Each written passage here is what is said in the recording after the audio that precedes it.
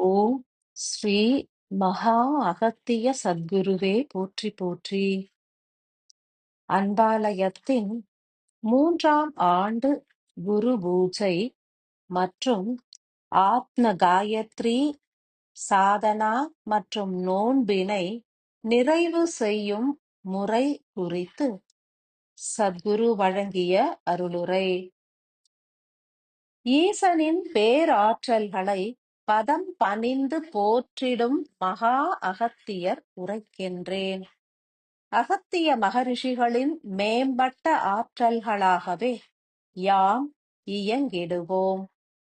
எமது ஆற்றல்களை ஏற்கும் திறன் கொண்ட மானுடர்கள் இத்தருணத்தில் மாத்திரமே மலரத் துவங்கி உள்ளனர்.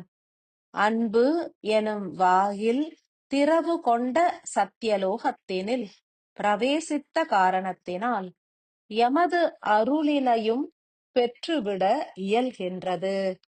ஆசைகளையும் பற்றுகளையும் பெருமளவினில் துறந்துவிட்ட காரணத்தினால் அன்பு சீடர்கள் பலரும் தங்களது சிரசினில் பதிவுகள் பலவும் நீங்கி குருதி இளகி மேலேற்றம் கண்டுள்ளதனை உணரலாம்.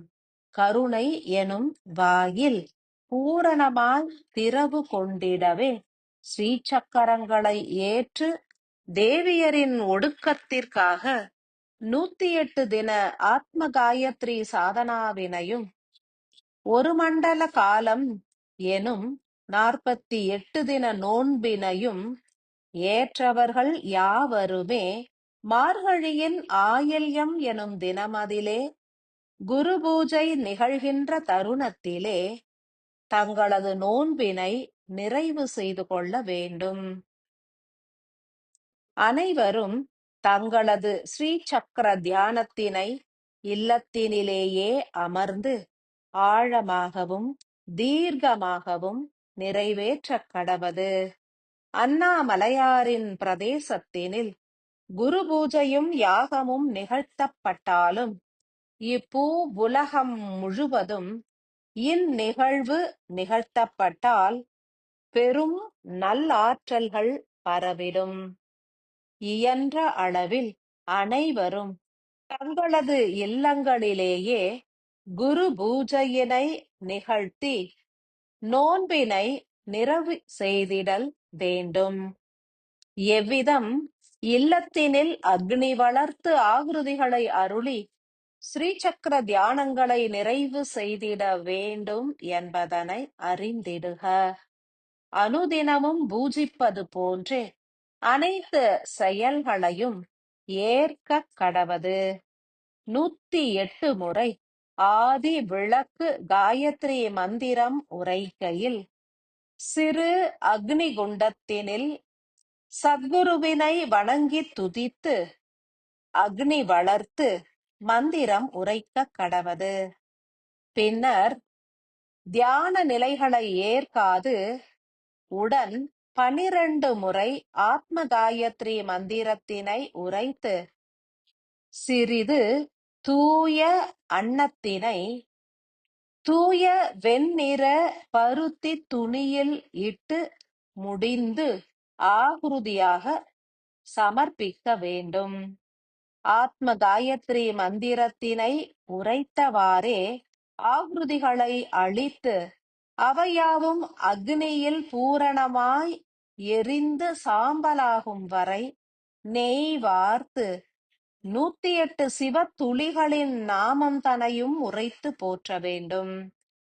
பின்னர் இறுதியில் அமைதியாய் வீற்று குருவிற்கும் ஆதிசக்தி மற்றும் ஒடுங்கிய அனைத்து தேவிகளுக்கும் இறுதியில் மகா காலேஸ்வரர் மற்றும் விரிகின்ற அனைத்து சிவ ஆற்றல்களுக்கும் நன்றி உரைத்து இவ்வுலக மானுட ஆன்மாக்கள் அனைத்தும் விழிப்புற்று இறைவனோடு ஒன்று கலக்க விருப்பம் கொண்டிடல் வேண்டும் என்றும் அனைவரும் முக்தியினை நாடியே ஏற்க வேண்டும் என்றும் தீர்க்கமாய் பிரார்த்தித்து பூஜையினை நிறைவு செய்திடலாம். இல்லத்தினில் பலரும் ஸ்ரீசக்கர பூஜைகளை ஏற்றாலும் அனைவரும் ஒன்று கூடி ஒற்றை அக்னி குண்டத்தினை ஏற்று செயல் புரியலாம். ஆக்ருதிகளான சமைத்த அன்னத்தினை சமர்ப்பிக்கும் தருணத்தில் அனைவரும் அதனை தீண்டி தூய மனதோடு அக்னியில் சமர்ப்பிக்கவும்.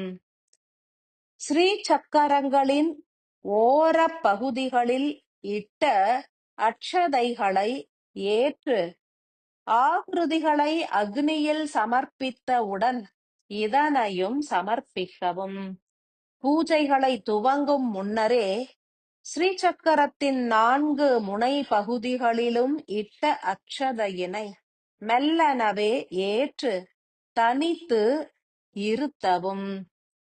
அனைவரது ஸ்ரீசக்கரத்தின் மேல் இருத்தப்பட்ட அட்சதைகளை ஒன்றெனவே அக்னியில் சமர்ப்பிக்கலாம். அவற்றின் நிறம் மற்றும் தன்மை எவ்வித மாற்றம் அடைந்துள்ளது என்றே கண்காணிக்கவும். இறுதியில் பூஜைகள் நிறைவுறும் தருணம் அட்சதைகளையும் அக்னியில் இட்டு பின்னர் தீர்க்கமாய் அமர்ந்து தியானிக்கவும். ஸ்ரீசக்கர பூஜைகளை ஏற்காத இல்லத்தாரும் இதனில் பங்கு பெற்று பலனடையலாம். இறுதியில் தீப தூபங்களால் ஆராதித்து பால், பழம், அன்னம் போன்ற உணவுப் பொருட்களை படைத்து அனைவரும் உண்ண வேண்டும். மாலையில் மீண்டும் 4 தீபச் சுடர்களையும் ஸ்ரீசக்கரத்தினை சூழ்ந்து பொருத்தி மலர்கள் தூவி ஆராதித்து நன்றி உரைத்து சில மணித்துளிகள் தியானிக்கவும். மறுநாள் விடியலில் தீப ஆராதனை புரிந்து ஸ்ரீசக்கரத்தினை கரங்களில் ஏற்று அன்போடும் பணிவோடும் ஓர் பலகை அல்லது ஏதேனும் ஒரு ஆசனத்தில் தனித்து இருத்தி அதன் மீது ஆத்ம லிங்கத்தினை அமர்த்தி மலர்கள் தூவி வழிபடவும். ஸ்ரீசக்கரங்களின் மீது இருத்தப்பட்டு பூஜிக்கப்பட்ட அக்ஷதைகள் யாவுமே பொன்னிறமாய் உருமாறி காட்சி அருளினால் உங்களது உயிரின் தேவைகள் பூரணமாய் பூர்த்தியுறவில்லை என்றும் உயிரின் ஒடுக்கம் பூரணத்துவம் அடையவில்லை என்றுமே பொருள்படும். எனில் மீண்டும் 1 மண்டல காலத்திற்கு ஆதி விளக்கு காயத்ரி மந்திரத்தினை மாத்திரமே 108 முறை தொடர்ந்து உரைத்து போற்றி வர வேண்டும்.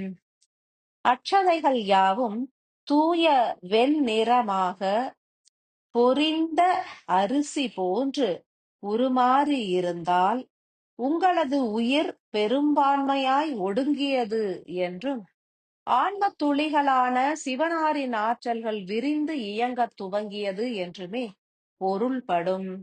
எனில் சிவனாருக்கு நன்றி உரைத்து வரவேற்கும் பொருட்டு அனுதினமும் 108 சிவத்துளிகளின் நாமத்தினை மாத்திரமே உரைத்து போற்றக் கடவது. அனுதினமும் ஸ்ரீசக்கரங்களுக்கு மலர்கள் சூட்டி அலங்கரிக்கலாம். முழு நிலவு தினமதிலே ஸ்ரீசக்கரத்திற்கு அபிஷேகங்கள் புரிந்து ஆராதிக்கவும் முயன்றிடலாம். அனுதினமுமே வழிபட்டு வர உன்னத ஆற்றல்கள் பெருகிடும். ஆதி விளக்குதனை இல்லத்தினில் ஏற்போர் யாவரும் தங்களுடைய ஸ்ரீசக்கரத்தினை இருத்தியே ஆதி விளக்குதனை பொருத்த வேண்டும். அவற்றை குறித்து பின்னர் யாம் தீர்க்கமாய் உணர்த்திடுவோம். அனைவரும் ஒற்றை அக்னி குண்டத்தினில் அக்னி வளர்த்து அன்ன ஆகுருதிகளை அருளி குரு வந்தனம் புரிய வேண்டும். தேவியரை வணங்கி துதிக்க வேண்டும். சிவனாரை போற்றியே வரவேற்று துதிக்க வேண்டும்.